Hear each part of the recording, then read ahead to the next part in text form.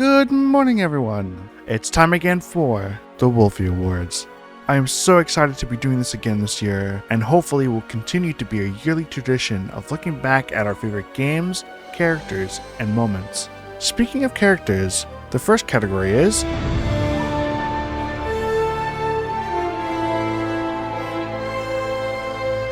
to the surprise of no one, the winner with over 56% of votes is Von Lycon from Zen Zone Zero.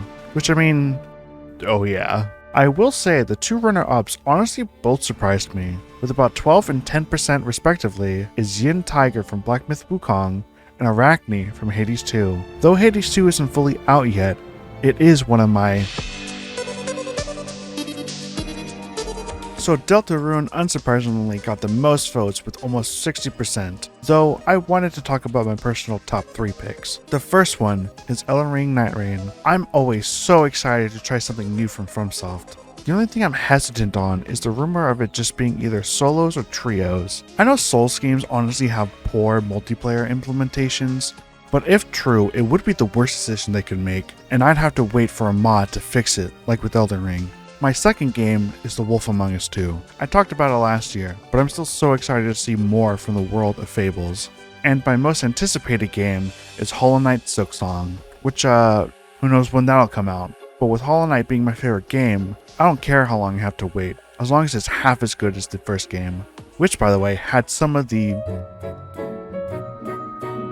I think it's fair to say that Rambly being the cutest character also isn't a surprise. Cause I mean, come on, look at him. Even his song at the end was incredibly cute. And speaking of songs... So I was originally ready to defend Another Crab's Treasure as being the winner, and trust me, I think it deserves at least second place for being the only other game with an OST I actually went out of my way to listen to after playing the game. But after re-listening to Persona 3's OST, yeah, it 100% deserves the win. But something that also deserves to win is... This was actually kinda close, but Red 13 won by 31%, and Von Lycon close behind at 27%, and the GOAT at 21%. But he was such a good boy that he could never lose. It was so close, it was almost like one of the... This year had a lot of great boss fights in my opinion, but we both agreed that Sephiroth deserves to win, because, of course, one of the most popular characters in the world proved to me that he's definitely still got it. You know who else deserves to win? I love my boyfriend with all of my heart, and it seems y'all seem to love him as much as I do, but he's all mine, and I'm all his. In third place, with 44% of votes, is, funnily enough, 44%. Now, time for the most important part, Mr. J, alone. 40% chance to breed! Hell yeah. In second place is Making Love, with 50%. We beat Frog! Hooray. Now let's go make love. Sure. Talking about in real life? Yeah. Oh, hell yeah. Let's do it. And finally, surprisingly, in first place with 57% is Gaydar.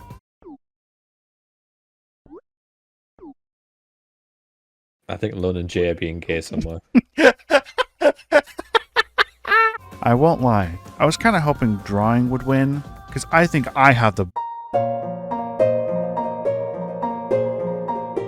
Another close vote with a second place tie of 20% each with Zen Zone Zero and Web Fishing, but the true winner is Paper Mario. I mean, come on. I know neither one cutest character, but these two are some of my favorite character designs ever, and Vivian Almost Confessing to Mario is one of the... This year had a lot of hype moments, with one of my personal favorites being in fourth place with 29% of votes, Combo Attack.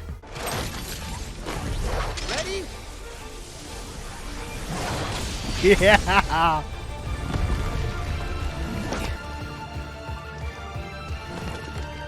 That's it!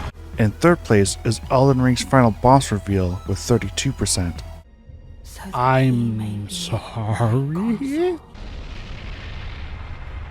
Oh.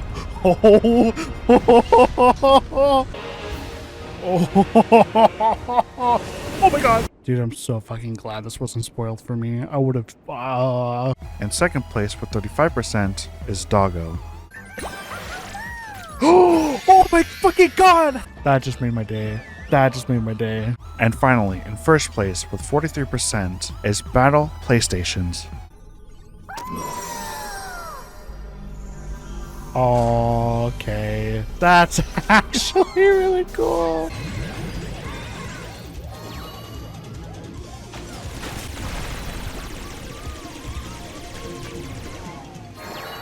Oh,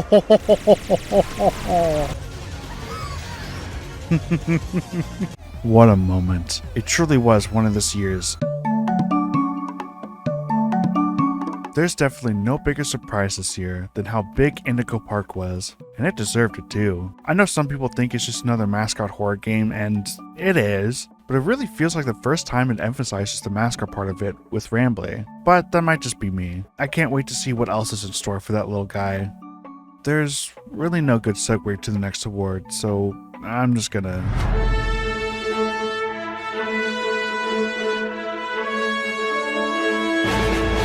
With Jay around, I haven't been that crazy, but in third place, with 35% of votes, is Thanks Prompto.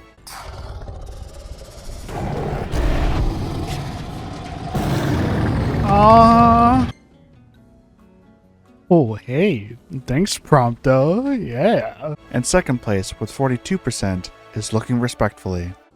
God, he's so hot, look at him. Look at him. And in first place, with a staggering 72%, is Meeting Him. You are all very skilled. It's no wonder you're able to walk around the building unhindered. But please, stop there. Speaking of meeting people, I had a lot of fun this year with a bunch of friends, but I think one of the funniest was playing web fishing. Maybe it was the friends I played with, or maybe it was the time I spent with Jay being gay with him, but I really had a blast having the... Oh boy, I forgot about some of these. But tied for third place is Service and Egg with 33%. Well, guess I gotta get on my knees. Now the question is, who was the one that laid the egg of the two? Probably me. Just squeeze it out, just get a little squat and just... In second place with 35% is Panting. You're practically panting. I'm excited. Such a puppy. What? What? And in first place with 38% is Von Lycon. I am the head of Victoria Housekeeping. Hi. Von Lycon.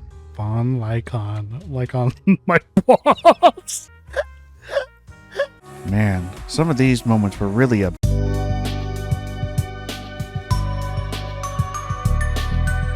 So we disagree a little bit on this, but Destiny Elysian Tale really brought out so much nostalgia in me that I didn't think I had, and made me so happy to revisit the parts that I did play back in 2014, and finally get around to actually beating it in 2024. Plus, it had some of the... Even after rewatching this year's nominees 6 times trying to cut as much as I could, it was still almost double the amount of nominees as last year, which says to me that I did a great job this year, and I'm glad to have given you such great content, such as the 5th place moment that got 26% of votes, Dress from Press. Dress? Give me that. So... Yes, Queen! Wait, does she run like that too? In 4th place with 28% of votes is The Goat Speaks. In 3rd place with 34% is Die.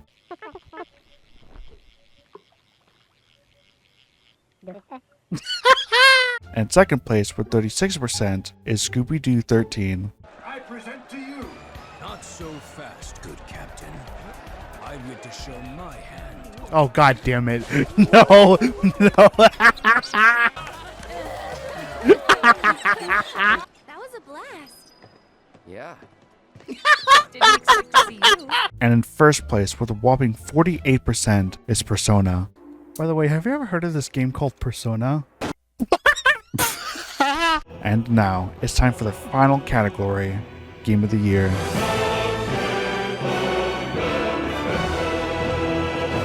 There were a lot of amazing games this year, but there were 3 in particular I really want to talk about. Firstly, Astrobot. This is my personal pick for 3rd place for Game of the Year, which I know both y'all and the Game Awards disagree with, but I will say, Astrobot winning Game of the Year is so much more important to the industry as a whole than to me personally, but the game itself is nothing compared to my top 2.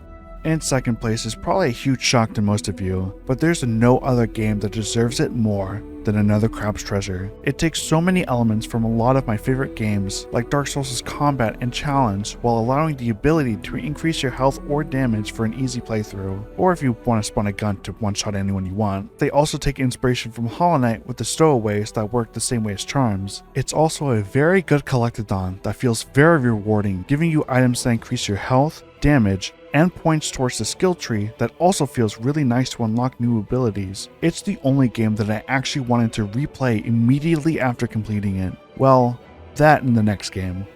I don't think it's been a secret that Final Fantasy VII Rebirth is my personal game of the year, but I don't think you guys understand how much I've enjoyed it. Even after playing it for 120 hours and making 4 whole videos on it, I went back and kept playing it, trying to get all the achievements, which meant a whole second playthrough. I was addicted, and it truly might be in my top 10 favorite games of all time, maybe even top 5, but that's not to say it's perfect. A decent handful of minigames are just not fun, and the combat mode trials are so long and difficult that they actually made me quit playing even though it's literally the last thing I need to get the platinum trophy. But I probably just need to